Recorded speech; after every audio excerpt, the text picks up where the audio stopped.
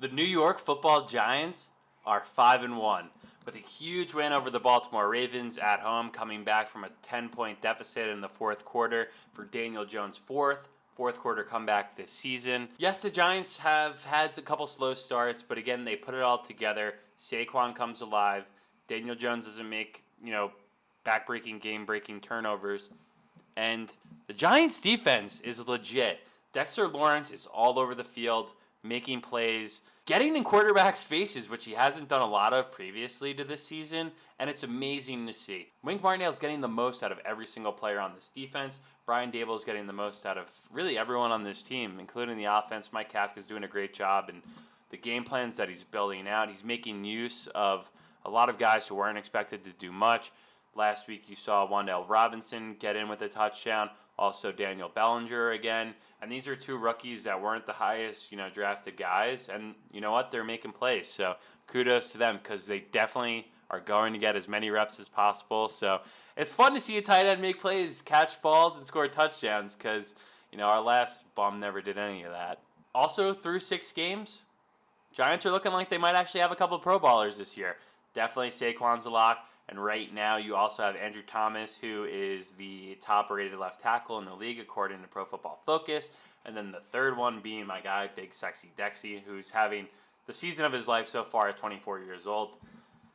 I'm so happy for Dexter, but one thing, as we know as Giants fans, we don't really pay D tackles, especially once they get to their second contract. Looking at Linval Joseph, Barry Cofield, Jonathan Hankin, just to name a couple guys who had good starts to their young Giants career, and we let them walk. But I think Dexter's a different beast. He's so big, he's so strong, he's so young. He's 24 years old, and he's already a captain. So you gotta find ways to keep him around. But at the end of the day, this season so far is all on the back of Brian Daboll. He's bringing out the best of their ability.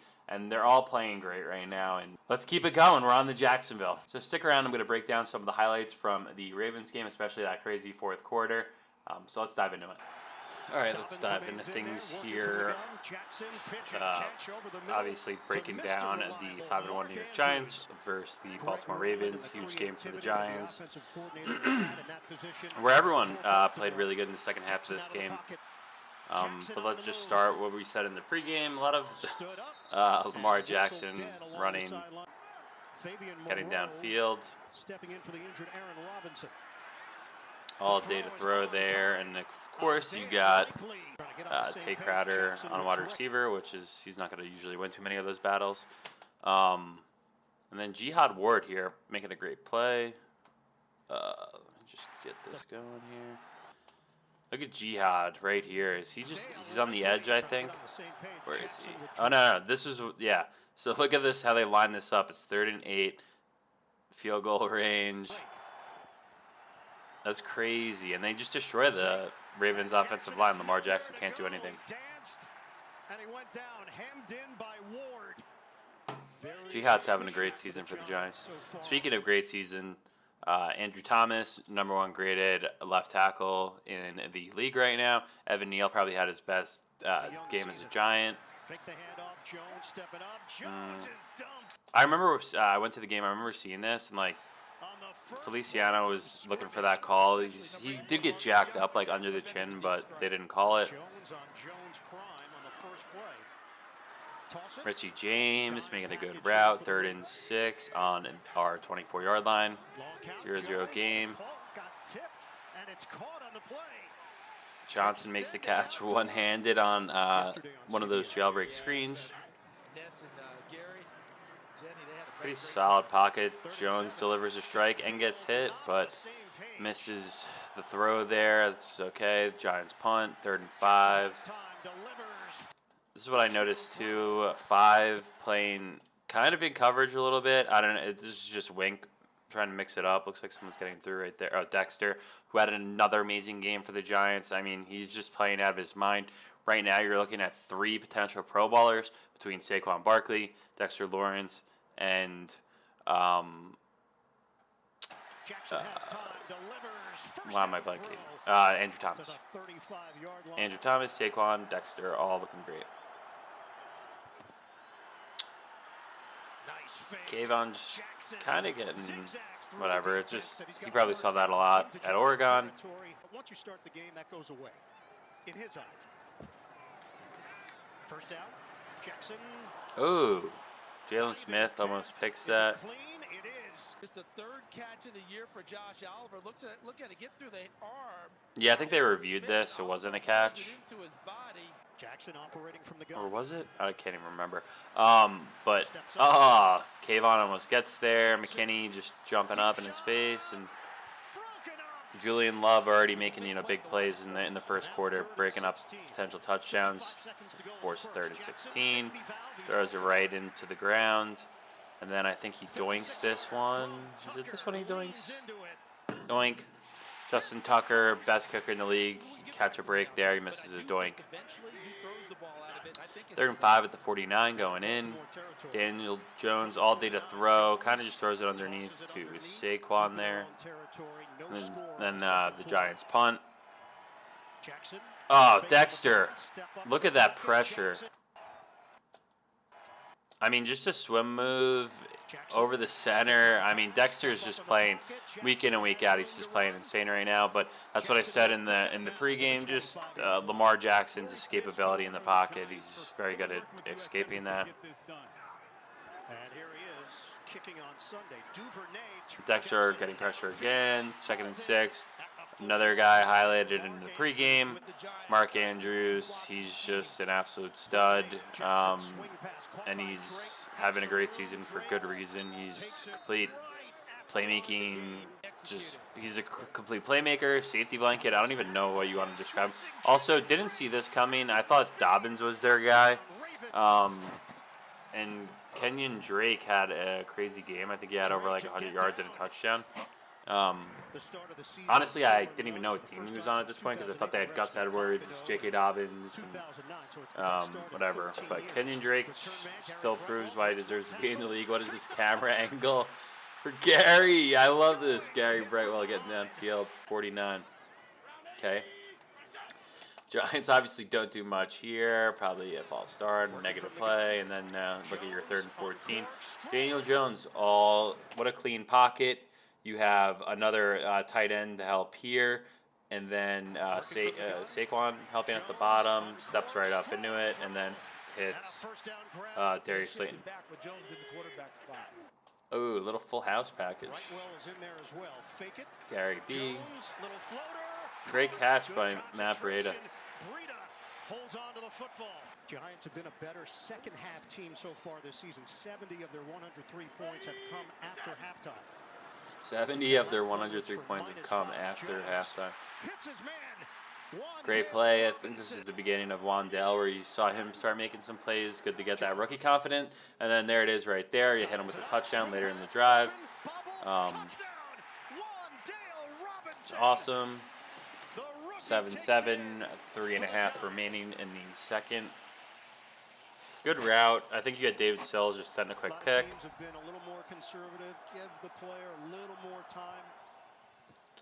Lamar Jackson steps up. Kind of had a lot of time there. Finds Mark Andrews. Playmaking safety blanket on 2nd and 15. So here's the NFL for you. You could get some yards quickly. Kenyon Drake again. Huge run. Nasty stiff arm to boot. And a touchdown for Drake. He played with Miami, Arizona, and Las Vegas. On the 36, Mark Andrews again. Kind of hard to stop him. And it's not just the Giants. No one else has really had a good opportunity stopping him this year. So great play by Julian Love again. He has a big interception, obviously, in the 4th quarter, but he's balling hard right now. Justin Tucker drills one, and then the Giants come back, punt, and then you get a sexy Dexy Sally. I mean, that rip move that's a rip move, but he did a swim move earlier. He is just becoming so complete at 24 years old. Here's the thing that with Dexter Lawrence in general is that the Giants historically don't pay D tackles, whether it was Jonathan Hankins, Barry Cofield, Linval Joseph. Pretty substantial, list of good players that, but I guess none of those guys were real. Linval might have been a captain. Jones stripped to the ball. And then a fumble, but I don't think this is fair to count this against Danny Dimes here as you know, we're chucking it for a Hail Mary. Anyway, second half starts. You're down 10-7. Daniel Jones kind of first down play call. The play action, which has been successful, not there. Now you're do nothing on second down, and you got a 3rd and 11. Got to make that catch, 17. Kind of drilled him in the chest. And then Kenyon Drake again. He was finding a lot of space there. And you know what? Big Cat was back in this game, so I hated seeing us get carved up in the middle like that. Especially, he's usually good at this. Mark Andrews again, and we have another ad coming up. So now the coaching, right? What is it? Fourth quarter comeback this year for Daniel Jones. He hasn't, really even been in those positions to really have those comebacks previously. But hey, they're getting hot at the right time. Kayvon Thibodeau in coverage again, and gotta pick that. I mean, that's also got to be a touchdown, and then you make an interception there, and it's a huge stop. 3rd and goal here. Do they go back to Andrews? Lamar Jackson running for his life. Ooh, looking for PI on Julian Love. Good play. And then, now you got a 13-7 game. Just Tucker Amos in that. To give Baltimore a 13-7 advantage. Off and falling into disfavor. 7 minutes to go. 3rd and 5. Big blitz. Saquon stepping up, making the play. Daniel Bellinger had a great game, too. I mean, he just makes plays. So does Wandale, as you'll see in the second half of this game. Bellinger, again, naked. Look at that, how much space there is at the top by the numbers there. But Danny's looking deep. Oh, no. Just looking, checks down to Saquon. Oh, man. Wait, he definitely would have got it. Was that a face mask? Wait, there are 2 flags. Not all Justin Tucker. After the play was over, unsportsmanlike conduct. Baltimore number 99. 15-yard penalty from the dead ball spot. Take 15. Extra offensive lineman. Pitch it. Student body. Hard cut. Barkley. Keep an eye on those quarterbacks. Saquon didn't have too much success running the ball until like the end of the game. That's all he needs though. Out of bounds. Okay, and then I think you got Bellinger touchdown coming up. Jones. Ooh. Throw it away. 3rd and goal. Tight formation. 13th play of the drive. Mr. James in motion. Jones waiting. Nope. Jones big sack, 3rd and goal. Hey, not the end of the world. Not the end of the world. You don't throw it away. You don't get a you don't fumble it. You don't throw an interception. It's a 1-possession game after that.